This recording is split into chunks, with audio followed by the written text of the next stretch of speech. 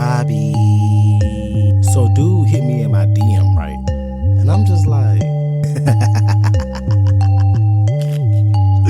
all you niggas freak out, and that's just all it is. First off, girl, fuck him. And you are now listening to Linkin with Robbie.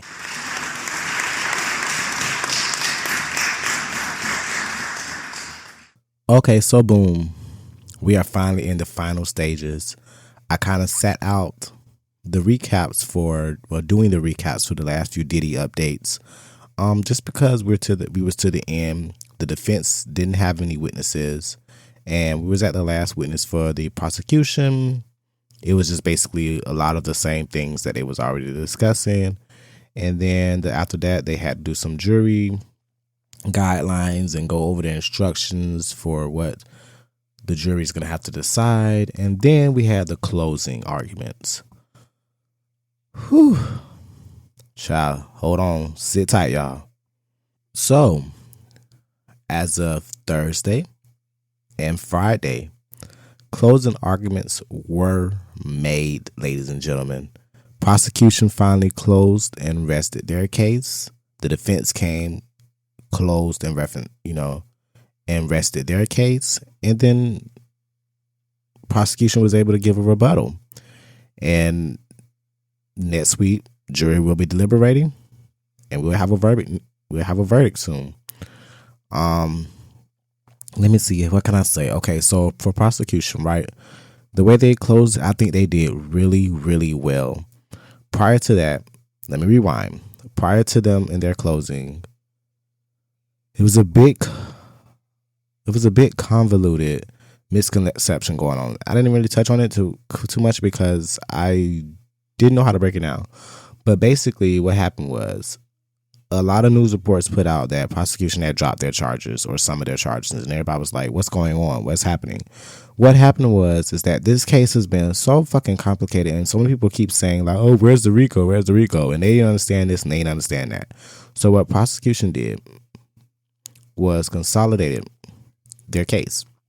They took their charges and basically fused some of them together and fused some here, not really dropping them, but they basically cropped them and basically rearranged them to where arson was not its own charge by itself, but it supported another charge, and so on and so forth with other type of charges, with the kidnapping charge.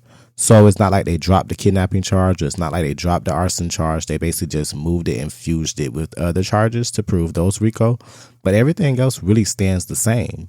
And prosecution did that, so it was more of a clear-cut way for when the jury has to sit down and make their decisions as far as what Diddy will be charged with.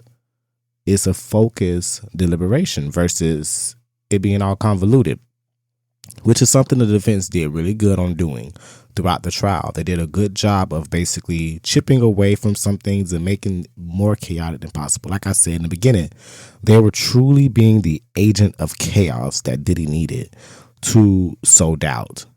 And some people were like, yeah, but the prosecution has proved their case. I agree. They've proved their case legally. Literally, it's black and white for me. But I'm not on the jury stand. And I do know there's people out here day to day in public, in the media, who was doubtful for some of the testimonies, who were doubtful for some of the charges. And if there are people out here that are doubtful, I'm pretty sure there are jury members that are doubtful of some things. So prosecution did a really good job with fusing everything together and basically consolidating it. So that way, when Thursday came and it was their closing day, they were able to make a straightforward summary closing. And I really loved how they did their closing. They basically started from the beginning to the end. They painted the entire story. They painted the story of a man who, Diddy, a man who used Cassie for his own means and pleasure. Not for her pleasure, but for his means. How he basically moved her from state to state, location to location with other escorts, male escorts, fucking and sucking and all his freak parties and stuff like that. On top of that, the drugs and the distribution of the drugs. On top of that, the threats and the minor kidnapping he was doing when he was taking his employees and the abuse and hostile environments, all of that, they basically painted a story from the beginning of the trial. But they was able to put it all together in their closing argument in case people were confused to say, hey, these are the points here. The defense is going to say this, but these are the really points right here. This is where he did this. When you're sitting there and your employees and your staff and everyone else, when they are involved in setting up your freak offs and setting up the escorts and setting up the drug distribution and picking up the money here and doing this and doing that and doing this, that's a RICO. Because at this point, it's an enterprise. This is an organized effort for Diddy to have sex and be nasty and do things that technically isn't legal. I know a lot of people do prostitution or are involved with escorting or practice sex trafficking and don't even realize it, which is really sad because a lot of people be sitting there like, well, what you trying to say? That means I could be sex trafficked too? Am I being sex trafficked? Yes, sweetheart, you are. And a lot of y'all just don't know the legal terms for it, and it's fine. But please don't get caught up in the law because you will find out then a lot of things you do is illegal. Shit, I do things that are legal, and I do things that are illegal. And if I go to jail for any of those things, I'm not going to sit there and be like, oh, I didn't know. No one told me. Well, now you know, bitch, and you're in shackles. The fuck? Like, what are we talking about here? Kelly didn't know Kelly didn't know he couldn't be going to high school picking up girls because it was so normal back in the day. But guess what? You can't do that. When I was younger and I was a jit and I was in high school and all the boys my age, the gays my age were trying to talk to all the dudes in the 20s and the 30s, just like the girls were doing the same. Guess what, you guys? That was illegal. Oh my gosh, it was illegal. We weren't supposed to be doing that. The person that we were messing with could have went to jail and nobody knew. Crazy work, right? Right. What was I gonna say? This case really, really, really, really, really, really, it really showed the people that pay attention. It really showed people comprehension skills and the lack thereof. And that's why when it came to prosecution laying out their closing statement, they had to pinpoint every little thing that was spoken on in the trial, whether it was the defense trying to discredit people by certain details or whether it was some people feeling like, well, if she agreed that time, how can it be sex trafficking? And it's like they had to paint the picture that just because somebody agrees on Monday, like if they say yes on Monday, that no on Wednesday is not discredited. You have to give consent every single time. You have to be down with it every single time. They painted out the picture on 2016 that when that incident happened in that hotel room that we're all familiar with, when that incident happened, that was because of a freak off. Cassie did not want to involve herself in the freak off anymore. She did not want to participate anymore. So at that point, she was no longer giving consent. But then we have a man that's beating and dragging her back to a fucking room, who is using staff to get in touch with her to get back to the other room. He's paying people to get footage of abuse. He's paying people to keep people quiet. He's paying people to have a drug mule. You get what I'm saying? This you guys have to look at it from a legal standpoint because this is a legal case. I'm sorry to tell you that. And you can't just look at it from a place of like, well, that's just what rich niggas do. That's not supposed to be what rich niggas do. Rich niggas got to move a little bit cleaner. They really do. They really do. And he put too much into it he could have been doing it himself, but he decided to involve his staff. He decided to involve his security. He decided to involve people in his business that he should not have involved, thus creating the RICO environment. He laid out the case for the FBI without them even having to. Trying to call people and coerce their statements, basically to get them to say certain things. Trying to manipulate situations so that things go in your favor. All of these tactics was laid out perfectly, if you ask me, exquisitely by the prosecution.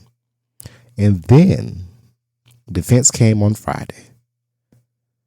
And they basically tried to, from what I gather, what the defense tried to do was unravel the entire case. Basically, they mocked Cassie's testimony. They mocked Mia's testimony. They mocked Jane Doe's testimony. They just went up there and just made a mockery of the entire trial, if you ask me, by basically saying like everybody was a liar and that they all wanted money and that this was nothing but domestic abuse. This was nothing sex trafficking worthy. This wasn't a RICO. They basically tried to dismantle the entire case by saying that none of this was true. It was all a lie. That's what they're trying to say, that it was all a lie and that is bullshit. And that we should not, us, everybody, the public, we should not feel that what a man does behind closed doors is worth him being in jail for the rest of his life. So, hell, they even down-talked. They downplayed. Pardon me. They even downplayed the drugs, the distribution of drugs. They were like, oh, what's a few pills here and there? And it's like, nobody. He was not giving out 2 or 3 pills here and there. The nigga had a drug mule who brought whatever type of cocaine, ecstasy, ketamine, all type of drugs, any drugs he needed. He might have been selling fentanyl on the street because it's still a felony charge, dude. Are we okay? Is everybody cool? Does everybody have their thinking caps on? If not, put it on and tighten it up because, baby, you guys aren't thinking about this. Like, let's put this together. Let's make this make sense because it makes sense to me. But I think the defense did a terrible job with their closing argument. I think they did a lot of theatrics. They did a lot of hoopla, and even the prosecution was kind of like, okay, they need to tone it the fuck down because what are they doing? They're talking to the jury. They're trying to say statements and basically try to call the government a liar and say not to trust the government. The defense was on one in their closing. They were on one, and it was very fascinating to see.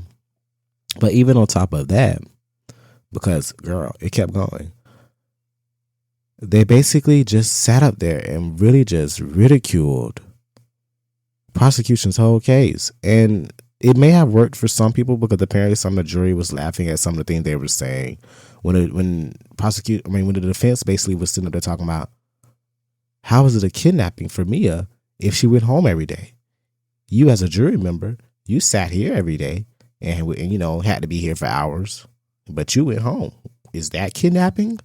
Like, dude, don't be fucking asshole about it. Like, they were being sarcastic. Like they were being sarcastic the whole time. I was laughing because I'm like, oh my God, if I was an attorney, this is how it would sound. Because like they were being so juvenile about their approach. And I don't know if they were doing it to just downplay the whole situation and make it look less of a big deal. But I don't know. I don't know how the jury's going to take it. The jury may have taken it and agree with everything that the prosecution was saying, or they could have been taking it and they agreed to everything the defense was saying. But these closing arguments really, really shaped, and I think they did a good job, both trying to define and focus on what their cases was, what the prosecution was basically stating, what the prosecution was going ahead with their narrative. They used all that throughout the trial, dropped C's throughout the trial to really paint the picture. And then at the end with their closing statement, they wrapped it all up into a bow. And the defense did basically the same thing. Now, when the prosecution came back and rebutted everything the defense said, baby, clock it. Because I tell you, prosecution, I think they did a great job at coming back at everything the defense was saying. Basically like, do y'all see the bullshit they're doing? Again, none of this disproves what was happening. Things still happen. And arson still took place. Diddy still said he was going to blow up Kid Cudi's car. He did. Diddy still tried to drag Cassie back to a room to have sex. Diddy was still paying for male escorts, using his business and staff and security to set up said freak-offs with the escorts. Diddy was still traveling across state lines and across country lines, distributing drugs and having sex and ordering male strippers to have sex with women, whether they wanted to or not. They had evidence to show when they weren't okay with it. He used money to control situations. He made Cassie's family pay loans to go ahead and to cover up certain things or to basically pay people off, or to get people to. He made them pay for Cassie's sex tape. You can't do that. Diddy still had in his possessions sex tapes of people he was having sex with. He was keeping those things. You're not legally able to do that. Like, I saw somebody say something funny that I really, let's be honest, Diddy should have set up his own porn productions. It would have been legit. It would have been legit. He wouldn't have been in trouble for this. But he was so big on his public image and his brand, he rather did everything in the dark, in the wrong way, in the illegal way, when he could have just went and made a porn production, and he could have videotaped and made all the movies he want to make, and it would have all been legit. And it would have been with people that actually weren't male escorts. And it would just, there's ways to go about this that he could have went about this the legal, clean way, that he chose not to, because he wanted to do it his way, where he had all complete control with no HR department. And that's why he's in the predicament he's in. Now, jury has to deliberate. That's to come up with a verdict. What I'm afraid of is a hung jury. What I'm afraid of is a split jury where some people agree with one side and some people agree with the other side. What I'm hoping for is that they all can come together and agree on charges. I do believe there's at least a few charges that he's going to get. I do believe you can get him for, I think you can get him for the sex trafficking. I think it's really cut and dry. I think that's really cut and dry. I think you can get him for, all of it, but it really just going to depend on what the jury thinks. And that is the most frightening thing, because the jury, being the fucking jury, can believe whatever the fuck they want to believe. And they may go off of what they feel, and they may not feel he's guilty of these things, or they may not feel he deserves the time that he's going to get, but that's not up for them to decide if he deserves a sentence or not. It's up to them to decide if he's guilty of the crime. And I hope with them sitting down, I hope they take time and deliberate for more than one day to decide the fucking charges. I don't need them to go in there and be done in 15 minutes. I need them to think about this and really go over the facts. They have packets and documents of evidence to look over. Text messages, videos, pictures. Come on. Like, they have plenty of evidence, audio. Like, they have plenty of evidence of what took place to the point where they cannot deny those things happened. And those things were illegal. Sad to say, sorry, those things were illegal. And he's going to pay for that. Now, what he's going to get time-wise, no one knows. I don't think he's going to get life. I think he may get 20 years at best, or he may get a few years, but any time is enough time served. You know what I mean? Anything is enough to really wake him the fuck up. I think he's awake now, but when he really gets sentenced, or when he's found guilty on any of these charges, I do believe that will be the time when he's going to really reflect and realize, fuck, I went wrong. And let's just hope that's what happens. I think the defense did a really good job of really defending their fucking client. They did all they could. They went all out. They threw everything against the wall to see what would stick. They pulled out all the tricks. They did every stunt possible. They tried over and over again to get mistrials. They tried to get this thrown out. They tried to get that thrown out. They tried to get thrown in. They were on the road from the beginning doing all kind of stuff. And some of it worked and some of it didn't. Now let's see if it really fully worked with the jury. And that's one thing I hate. I've seen so many cases where I think the jury's leaning one way and then we find out the jury was leaning another way. You never fucking know. And with a federal trial, 9 times out of 10, it's going to be a guilty verdict. I just don't know where the guilty verdict is going to be. And I don't know if it's going to be across the board. We will see. I'm excited. And I'm going to come back with, when the verdict is in, I'll release another episode regarding the Diddy updates, another bonus episode, and I'll touch on it then. But until then, y'all, we're going to sit back. We're going to continue enjoying the show. That's what it's been, a fucking show and a fucking circus. I'm actually so glad it's going to be over, so I can go back to my regular life This is a lot. This is very consuming, waking up every day trying to keep up with these updates and try to figure out what's going on, what they're bringing in and what evidence they're bringing in today and what evidence they throwing out, what the arguments they arguing about today, just the back and forth. Oof, it's been so draining and so exhausting. But I really can't wait to see what comes from it. And I feel like we'll know. Maybe not right away, but we will know. And once we know, we'll have a verdict. And when we have that verdict, I'll be right here on the mic to talk us all through it. Because Lord knows, we're going to need to sit down and talk through this ordeal. And that's on GP. And on that note, you have now been listening to Live with Robbie, U.S. versus Combs, on the Linkinwitrobby podcast. Stay tuned for more.